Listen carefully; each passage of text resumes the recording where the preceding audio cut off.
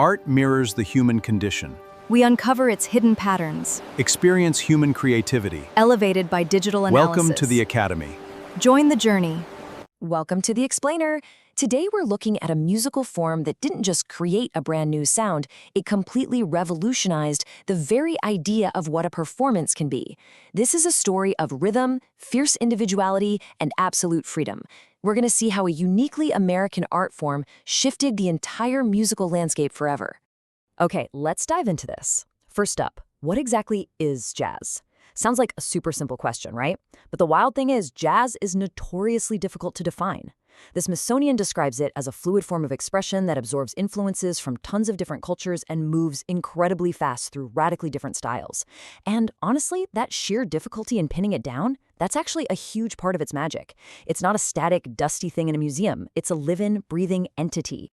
But if we really want to pin down a working definition, there's this fantastic quote that hits the nail on the head.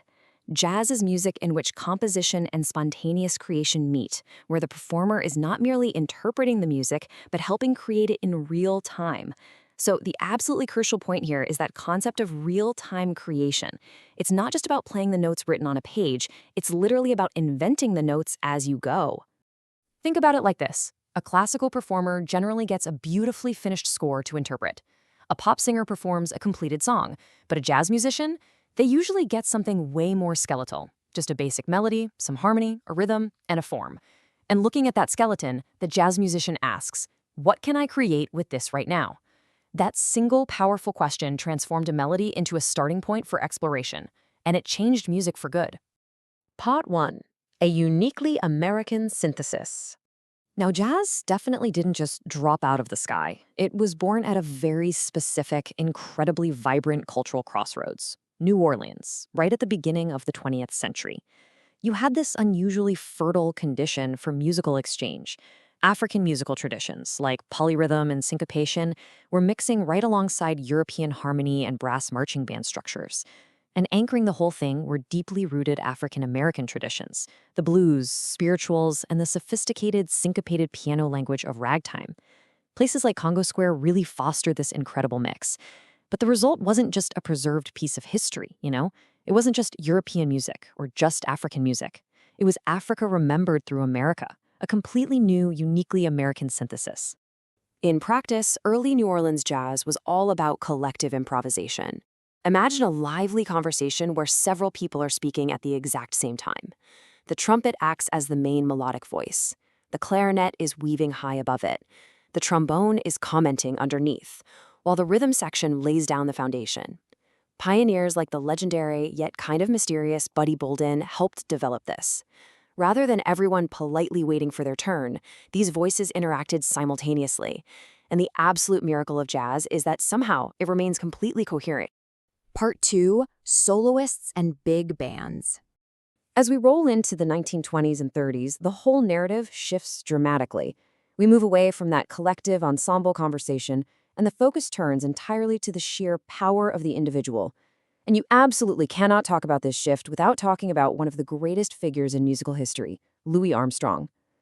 Before Armstrong, the ensemble was everything. Armstrong comes along and makes the individual soloist central.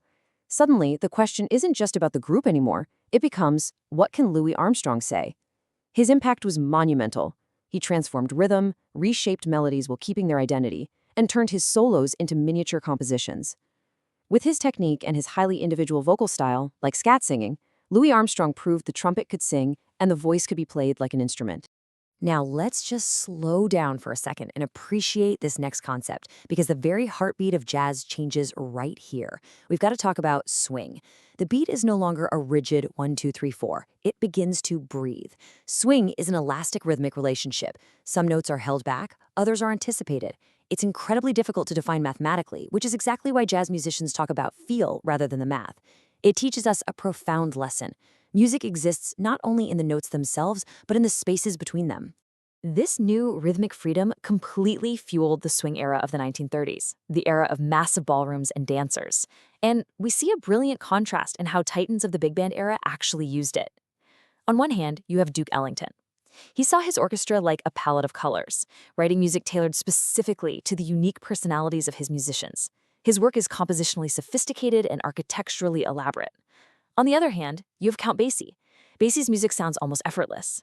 The rhythm section creates this deep, relaxed pulse, and Basie's piano plays surprisingly little. It proves that complexity doesn't always have to sound complicated, and that sometimes less truly becomes more. Two wildly different but equally amazing ways to harness the power of a big band. Part 3. Bebop and Beyond. But, jazz never sits still. By the 1940s, we hit a revolution within the revolution.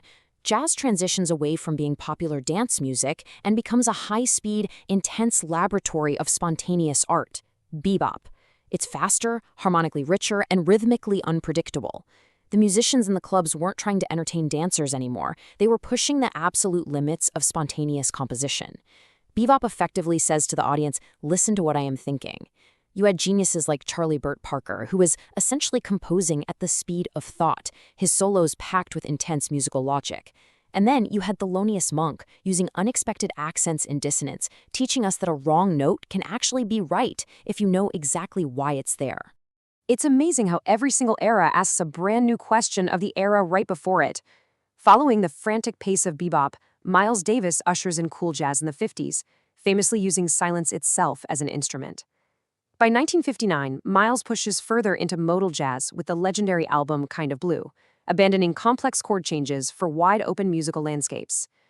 Then, in the 60s, Ornette Coleman and free jazz collapsed the boundaries entirely. They asked, what happens if we remove fixed structures altogether?